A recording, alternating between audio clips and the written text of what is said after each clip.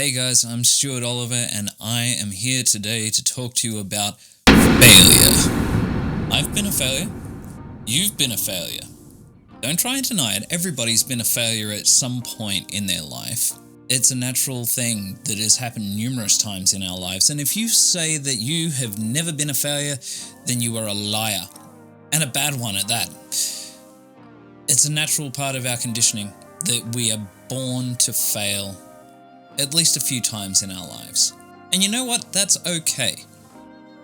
Because we accept the small defeats that we take and we change the rules in order to succeed in a different way. Or we try and go for the same goal and succeed, but we navigate around through the small defeats that we have. The only way that we truly fail is when we finally abandon something and lament over it. If we let it go and we move on with our lives, then it's not really a failure, it's just a thing that wasn't meant to work out, and you get over it and you move on. But if you hold on to it as something bigger than it should be, well then yeah, it's a failure. Now, let me tell you about how I have the potential to be a failure right now. Through lack of consistency with my schedules. Now, back in October, around the time that the villainous October was about to happen, I made a proclamation on YouTube that I was getting back into my DDPY or DDP yoga program in order to lose a whole lot of weight that I'd put back on over the last few years, and that I was going to try and do that over the course of 12 months, so from the October to the next October. I gave you guys a 3-month update, and I'd lost like 4 kilos, which over the course of 3 months is pretty good. Over the next 3 months, I lost another 6, and I didn't put an update vlog on that. I was going to, but I never got around to it. But 6 months in, 10 kilos. Okay, cool. I'm on my way. At that point, it means I've got 6 months to do the next 10. Seems easy enough, seems achievable enough, and considering the way that I was living my life, pretty good. Then the next quarter happened, the last 3 months. I was missing weeks consecutively. I think I ended up missing like 3 weeks, almost back to back. I was doing minimal amount of workouts. I was managing to eat worse than I had been over the last 6 months. And by the time that month 9 came about, I was still basically at the same spot that I was at 6 months. Maybe a little bit heavier, maybe a little bit lighter, depending on what day I ended up looking at the scales. Now, I'm doing my last 3 months out of this 12-month journey, and I can put in a hell of a lot of work and try and rush myself to get to that 10 kilo loss over the next, 3 months. It's doable. It's absolutely doable if I put that extra work in and I work hard at it, but it sort of circumvents everything that I was trying to do. That's not to say that it's not achievable. It still is achievable. I will try and achieve it. But if October comes and goes, and I haven't reached that extra 10 kilos, the only way that I fail is if I throw my hands up in the air and go, well, I didn't do it, oh well, now I can just list that up as a total loss and do nothing about it. I'm not going to stop. I just changed the parameters. So, the mission at that point is, well, maybe by December that will happen. If it hits December and I'm just shy of it, then that's still pretty much a win. It just means that the time frame isn't the goal. The actual weight number is the goal. And it's not going to be something that I can beat myself up over if I still manage to achieve that goal. It just took a little bit longer than I expected. At that point, it's not a failure, it's a success. It just had hurdles along the way. But I can also look at the stuff that I've achieved in that time. I'm probably the most flexible and strongest that I have been in my entire life. For crying out loud, I can headbutt my own knees. Not a lot of people can say that unless they've been doing that sort of conditioning. And even back when I did it a few years ago, and I ended up losing a hell of a lot of weight in an unsustainable fashion in a short span of time, I couldn't headbutt my knees then. I can now, and I've taken my time with it, and I've worked at it. That's a pretty big success in my book, knowing that I'm now probably in one of the best conditions of my life, even if the weight side of things doesn't show it. The main thing to understand, though, is that if it doesn't happen exactly when you want it to happen, that doesn't necessarily mean that it's a failure. You just have to work around it until it works. You want to talk about other forms of failure at the moment, though.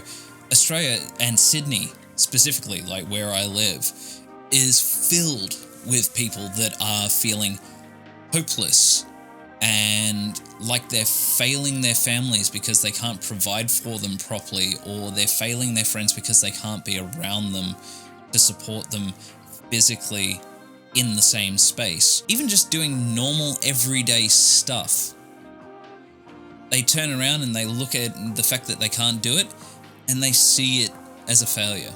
Everything just sort of compacts in on itself, making it much more difficult. But I want you to know that this is only temporary. I want to believe, and I do believe, that things will get better as long as we work at it. Consider this for a moment. Every morning, the moment that you open your eyes and take your first waking breath of the day, and you do everything in your power to keep yourself safe and active, that's a success. You are, in fact, furthering yourself towards that goal of being able to get back into a normal life. It's going to be hard and it's going to be taxing. And there's certainly going to be circumstances that are either intentionally or unintentionally going to get in your way of being able to get there. But as long as you stick true to yourself, stick true to your vision of what you want when it comes to trying to get this life back, it will get there. It just may not happen at the time that you expect it to. But I can guarantee you that you'll be there before you know it. Some of the people that are closest to me suffer from depression and any other number of different problems that can really impact on their psyche and their well-being. And I know that these sorts of moments right now are some of the harshest for them. But I want to say this to everyone that I love, and that's all of you, not just the people that are closest to me. I've never even met a good majority of you in person. I may never meet a majority of you in person, but I do love you. It's just who I am. I want you to know that even though you may be living a life where you do have dark days on regular occurrences, and these situations are making them almost blindingly dark and for longer periods of time, know that just by watching this video, the fact that you're sitting here right now or lying down in bed or whatever it is that you're doing and watching this video or listening to my voice, you are succeeding. Did you get up out of bed today? You succeeded. Have you eaten today? You've succeeded. You listened to music? Success. Had a shower? Success. All of these things, no matter how small or insignificant they may seem to you, something that you feel like you've taken completely for granted, is a success. And each one of these successes will build and build and build and build and build and build until you are able to reach that goal that you so desperately hope for. We're living in a world where everybody has exactly the same goal, probably for the first time ever. There is a universal goal right now in trying to make everything better and have everything go back to normal. And everybody's going to get there their own way, but I ask and I implore you not to be impatient with it. Impatience is what can make setbacks. And that's in anything, in work, in relationships, in music, in physical fitness, anything. Impatience does not help. Sometimes the setbacks are irreparable. And at that point, you then have to try and change the rules of the game in order to try and get to where you are wanting to be. And it may end up being more difficult than if you had just stuck with what you were trying to do in the first place. I know a lot of you end up feeling isolated and alone because of the way that everything is. And it sucks. It really does suck. Like the amount of people that I wish that I could go and see right now just to give them a hug and let them know that they're okay. It sucks. Like, humans, by nature as a species, are very social creatures.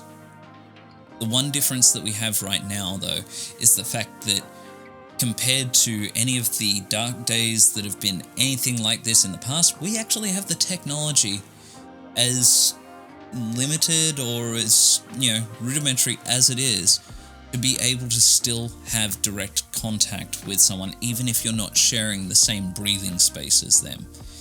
It's not the same, I know it's not the same, but the fact that all it takes is a couple of button taps on a keyboard or on a phone, and suddenly you can be instantly in a position to say hello, how are you, I love you, please be safe, instead of waiting 3-4 days for a letter to go in the mail that may never come, or it will take longer than that because of the way that things are. We're living in a situation where we have the ability to avoid those sorts of problems. And like I said, I know it's not the same. I know it as well as anybody else that it is not the same having to look at somebody that you care about on the other side of a screen. But it's what we've got. And just the fact that we've got that is a success in itself. And the fact that you can communicate with that person directly is a success, because it means that you can keep each other going and you can support each other as best you can.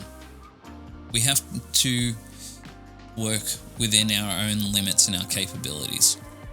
Weirdly enough, another strange little DDPY philosophy. Work around your performance. Work around your limitations. And eventually, as things get better and stronger and in a better place, you'll be able to do more. And you'll get to where you want to be. Always work around the things that you can control. Work around your limitations until those limitations get wider and give you more room to move. We'll come out of this on the other side just fine. We've just got to keep working towards our goals in the most practical way that we can. Just know that I love you and I care about you, and I hope for all the best when it comes to your well-being. And maybe, just maybe, even for a small moment, I may have given a slight boost to your self-esteem and your own hope. Even if it's just for a moment, it's better than nothing. If you ever need to reach out to somebody and you feel like there's nowhere that you can turn to, check out my social media profiles. Hit me up on Facebook or Instagram or TikTok or wherever it is that you want to find me. Twitter even. Look me up, Stuart Oliver, HSE. Send me a message or send me a tweet or, tag me in a video or whatever it is that you want to do. And reach out to me, and I will be more than happy to talk to you and talk you through whatever it is that you're having trouble with. Even if it's just so that you have somebody that will listen. I will be there. Don't be hesitating to try and reach out. Just know that I want you to succeed, and I want us all to succeed. And don't ever feel like, in this instance, that you're a failure. The only way that you will fail is if you abandon all hope and then lament on everything that you could have done that you never did. You can succeed at this. No. Well, that's enough out of me. I only wanted to try and make this a very short video. So, I'll catch you Friday.